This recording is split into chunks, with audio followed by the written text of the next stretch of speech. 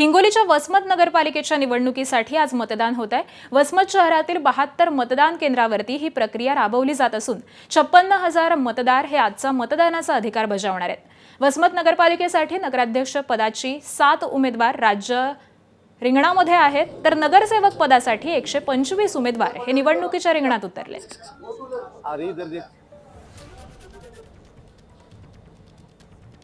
आपल्यात असलेल्या वसमत नगरपालिकेची निवडणुकीसाठी आज सकाळपासून मतदान प्रक्रियेला सुरुवात झालेली आहे। या ठिकाणी मोठ्या प्रमाणामध्ये मतदार राजा आता पहाटेच मतदान करण्यासाठी मतदान केंद्रावर गर्दी करू लागलेला आहे।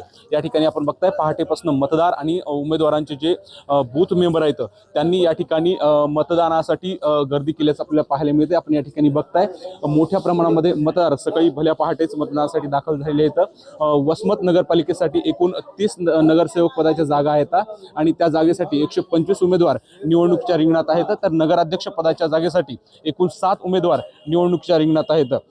वसमत शहरामध्ये एकूण 72 मतदान केंद्र आहेत, ज्यासाठी मोठ्या प्रमाणामध्ये कर्मचाऱ्यांचा बंदोबस्त या ठिकाणी करण्यात आलेला आहे। साधारणतः 400 कर्मचारी या ठिकाणी निवडणुकीसाठी तैनात करण्यात आलेले आहेत, तर मोठ्या प्रमाणामध्ये पोलीस अधिकारी सुद्धा बंदोबस्तासाठी या ठिकाणी कर्तव्यावर असल्याचं आपल्याला पाहायला मिळते। वसमत नगरपालिकेची निवडणूक सुरुवातीपासून मोठी चुरशीची आपल्याला पाहायला मिळाली होती, कारण या ठिकाणी एकनाथ शिंदेची शिवसेना आणि अजित पवारांच्या राष्ट्रवादीची युती आहे, तर भाजप स्वबळावर ही निवडणूक लढत आहे। यांच्या विरोधामध्ये महाविकास आघाडीची मात्र एकत्र मोठ आपल्याला पाहायला मिळते। ही निवडणूक ही नगरपालिका ताब्यात मिळावी यासाठी बावनकुळे यांनी सुद्धा वसमत शहरामध्ये सभा घेतल्या होत्या। आता या निवडणुकीतील मतदान प्रक्रिया सुरू झालेली आहे आणि मतदार राजा मताधिक्य कोणाला देतो आणि कुणाचं पारडं जड भरतं हे बघणं महत्त्वाचं आहे। माधव दिप्के, एबीपी माझा, वसमत, हिंगोली। एबीपी माझा, उघडा डोळे बघा नीट।